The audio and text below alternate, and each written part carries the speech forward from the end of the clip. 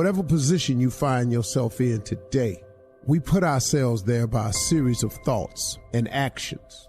I want you to think about it for a moment, truthfully. What's an area in your life today that if you wanted to be happy about it, you really could feel proud about it? You could feel like it's an area you're doing darn well in.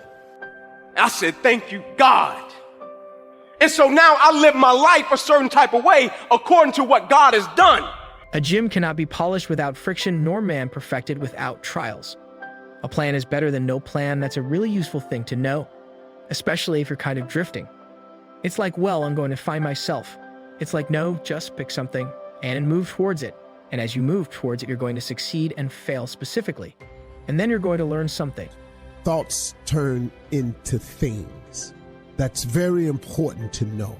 So let's look at both sides of it. For people who think negative thoughts, it turns into negative things. And the direct opposite is true for those who think positive thoughts. It turns into positive things. That's the deal.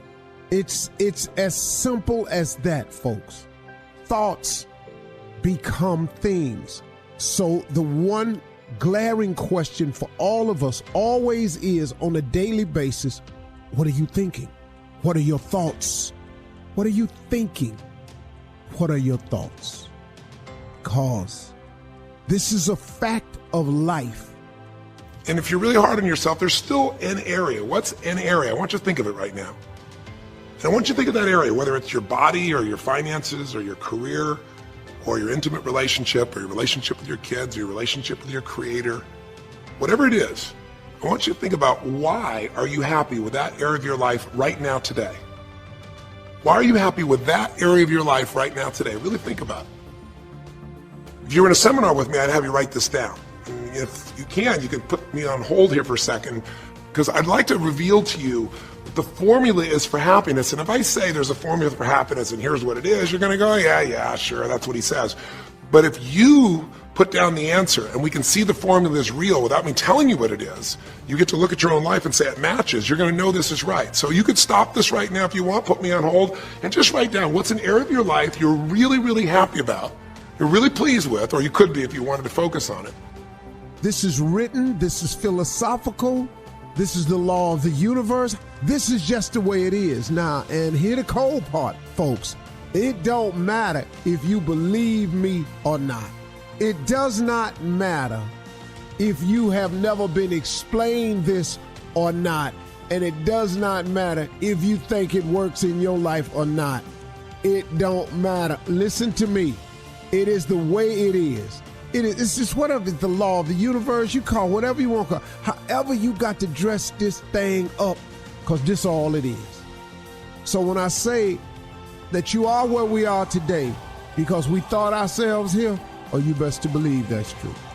You thought yourself here, no one else. See, let me explain something. I got people around me who so badly want to take credit for it, but I don't allow it. Because I keep pointing to the heavens. And why are you happy with that part of your life right now? Even if you're not happy with everything, what's the area you're happy with and why?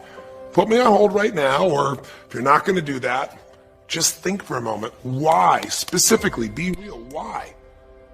Now, when I ask this, if you turn me back on now, if I ask this of an audience, I'll have people write this down for a few minutes, and I'll call on people, and I'll say, share with the person next to you first. What are you happy about, and why are you happy in that area? And be specific. And after they share, I'll have people stand up. I'll call on a variety of people, and I say, ma'am, tell me, what are you happy about? And she'll say, well, honestly, I'm really happy with my body. She goes, I never thought I'd say that, but I used to be so unhappy with it. And, you know, I did some things. I pushed myself through, and now I exercise regularly. And, you know, I'm not perfect, but I feel fit. I feel strong. I feel energetic. And that's really, I don't know, it just feels good to me. Now, I say to everybody, I'm now going to show you what the formula for happiness is. And it's real simple. I want to reveal it to you so you don't ever forget it. My essence of who I am as an individual, even if I get a paralyzed right arm and hand, am I going to stay true to, even if my little career that I thought I was going to have disappears, am I going to stay true to it? Even if one day I'm in a football game, the thing I love to do, the thing I've been practicing my whole life, and then One moment it gets wiped out. Am I gonna stay true? True. Can you lift your hands and trust God when it's seasons on? All hope is love. I'm not holding you back. I'm leaving everything on the floor, and anything you want good you can have, so claim it. Work hard to get it. Put God first. Put God first in everything you do. Everything that you think you see in me, everything that I've accomplished, everything that you think I have, and I have a few things. Everything that I have is by the grace of God. I live my life a certain type of way according to the power that I know the Lord possesses. I live my life a certain type. Like when I go to the Lord in prayer, I go bold. And every time I go bold, I'm so thankful that that's not me and my Lord's first time communicating. And people have the nerve to ask me all the time, Inky, why wouldn't you change what happened to you? You got a paralyzed right arm and hand. I'm like, if you only knew and if you only saw the works that God has done in people's lives around me. What he's done in me, yeah, it's great, it's cool. But what God has done in the people's lives around me, like, you can't put a price on that. Like, at a certain point, like, what is it really about? Like, and I know the initial reaction when we go through things is to say, man, why did this have to happen to me? And it's an honest reaction. So what happens is we go through life and this happens over and over again, right? We don't tell that girl we fancy them in case she doesn't feel the same. We don't go for that job in case we don't get it. We don't make that phone call to say sorry in case our apology isn't accepted. We don't. We go through life and we just don't. We don't do anything. You know, we don't try anything new. We just don't. So to make yourself take action, you got to make a decision. And that decision has to be final. People take action and get done when they have had enough. They decide and they say, that's it. I'm done. No more. No more will I be treated like this. No more will I be overweight. No more will I be in a job that I hate. Just decide, man. Making action a must will piss all over the fear you have. I promise you that. You gotta be kidding me. That is so bad. That is absolutely blue. Sophia decided to show up and pay you a visit, but now you feel that it is over for you. You feel that there is no coming back from this failure. You must understand that failure is required, and you must be willing to be humble enough to not just learn from it, but grow from it. You don't deserve a victory without a failure. Because sometimes good people go through some crazy stuff. But this is what I've understood. In life, some people don't need you to preach a sermon, they need you to live one. And so when they see you living it, they can connect and identify with that. The only thing I ask of you, as talented, as brilliant, as powerful, as beautiful as you are, never allow life to make you forget why you started in the first place. Meaning that first time you said, man, I'm riding with Christ, let's go. That first feeling you got, like that first interaction, that first connection you got, like when you first got it. It's like when people say at the beginning, everybody is excited, everybody is on fire, but at a certain point, you hit something along the journey and it's gonna test that level of commitment.